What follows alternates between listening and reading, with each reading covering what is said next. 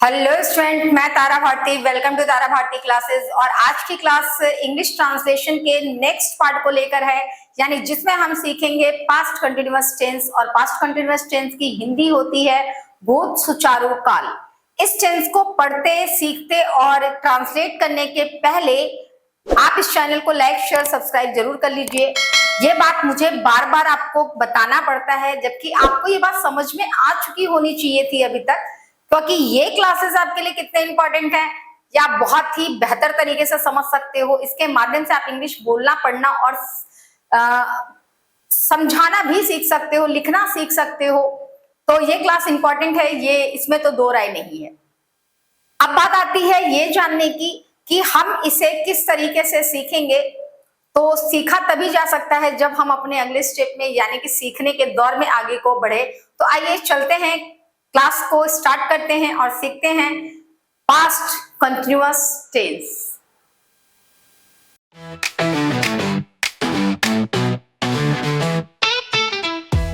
अगर हम बात करते हैं पास्ट कंटिन्यूअस टेंस की, तो भूत सुचारू काल कहने का तात्पर्य होता है पहले तो बीता हुआ समय, और जिसमें किया गया कार्य जो है वो निश्चित रूप से कंटिन्यूटी को फ्लो करता है, शो करता है कि हाँ, कोई भी कार्य निरंतरता के साथ संपादित किया जा रहा है।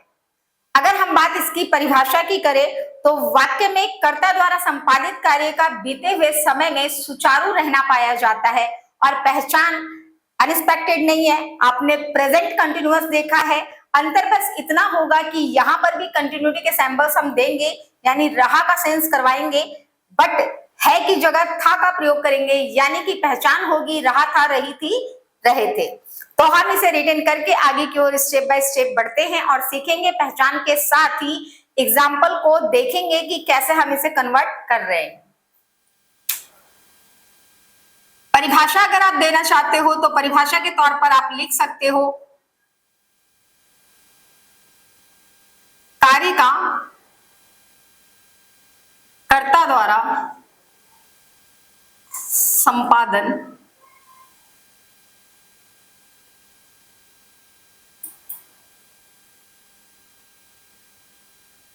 किस रूप में होगा?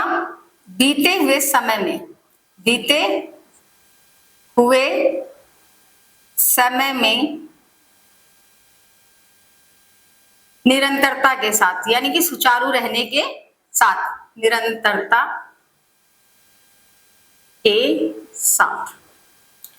अब हम इस चीजों को, तोड़े हुए चीजों को एक साथ जोड़ेंगे। कार्य कर्ता का के द्वारा संपादन, यानी कि कार्य का संपादन किसके द्वारा होगा? कर्ता के द्वारा। और कब कार्य पूरा होगा? बीते हुए समय में कंटिन्यूटी के साथ, यानी कि निरंतरता के साथ। अब हम इसे सही क्रम में जोड़ेंगे, यानी कि कर्ता द्वारा संपादित कार्य, कर्ता द्वारा संपादित कार्य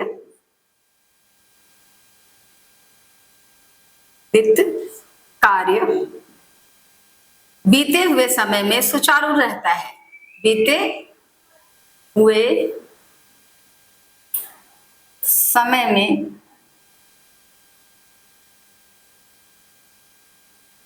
सुचारू रहता है, रहने का बोध कराता है, रहने का बोध कराता है।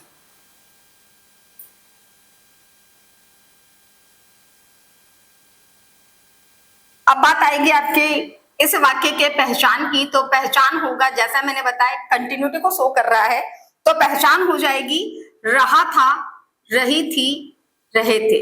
रहा था, रही थी, रहे थे। अब आपके पास इसको लेकर ढेरों एग्जांपल्स हो सकते हैं, जैसे मम्मी खाना पका रही थी, मैं विद्यालय जा रहा था, सीता किताब पढ़ रही थी, बच्चे मैदान में खेल रहे थे। ऐसे कई सेंटेंस हैं जो आपको बहुत ही सरलता से आप इसको अपने इर्द गिर्द देख सकते हो, और इनको उदाहरण मानते हुए आप इसके बनाए हुए रूल पर बहुत ही इजीली ऑपरेट करके, अप्लाइड करके इसका ट्रांसलेशन बना सकते हो। तो रूल क्या होगा, मैं फिर से आपको एक बार बता के चलना चाहूंगी कि रूल में वर्ब का फॉर्म ही चेंज किया जाता है और हेल्पिंग वर्ब चेंज किया जाता है, अदरवाइज फॉर्मेट तो subject plus verb plus object का ही होता है। तो हम इसका रूल लिखते हैं और रूल हो जाएगा आपका सबसे पहले आप लिखोगे सब्जेक्ट, फिर जैसा कि आपको याद होगा, आप थोड़ा सा अपनी मेमोरी पे ध्यान दो, आपने जब प्रेजेंट कंटिन्यूअस लिखा था तो आपने as a helping verb is am are का प्रयोग किया था। यहां पर हम करेंगे वाज और वर का, दोनों में से कोई एक, या तो वाज या फिर वर अकॉर्डिंग टू सब्जेक्ट। इसके बाद हम लगाएंगे मेन वर्ब प्लस आईएनजी, या फिर आप सीधे सीधे लिख सकते हो ING form of verb, ING form of verb, और सबसे लास्ट में आपको लगाना है ऑब्जेक्ट। अब हम इसका एक सेंटेंस लेते हैं, जैसे कि मैं विद्यालय जा रहा था, मैं विद्यालय जा रहा था। एग्जाम्पल, मैं विद्यालय जा रहा था।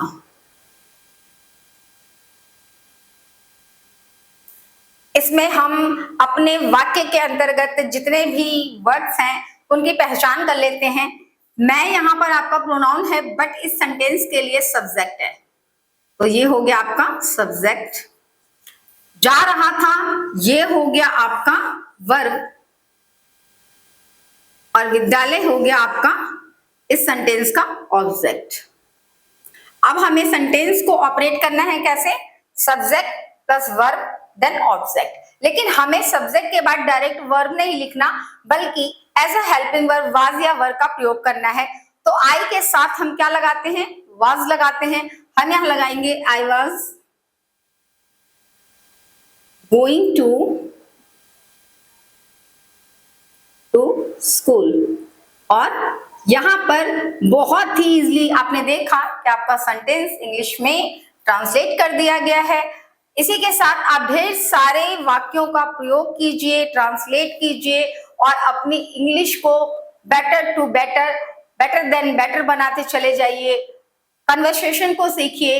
ये चीजें अभ्यास से ही पूरी तरीके से इम्प्रूव की जा सकती हैं, सीखी जा सकती हैं, क्योंकि बिना अभ्यास के तो कुछ भी पॉसिबल नहीं है। लोग कहते हैं कि ईश्वर को प्राप्त करने के लिए भी भक्ति करनी होती है, और भक्ति भी अपने आप में एक अभ्यास है, एक दिनचर्या है जो हम कंटिन्यूटी के साथ करते हैं। तो इसी के साथ ये क्लास यहीं पे समाप्त होती है। आपकी टीचर, आपकी मेंटोर, जो आपको इंग्लिश के कन्वर्सेशन को आपके सामने ही बहुत ही इजी तरीके से पेश कर रही है, दिखा रही है, समझा रही है, ताकि आप इंग्लिश में अपने आप को इम्प्रूव कर पाओ। तो आज के लिए इतना ही, धन्यवाद।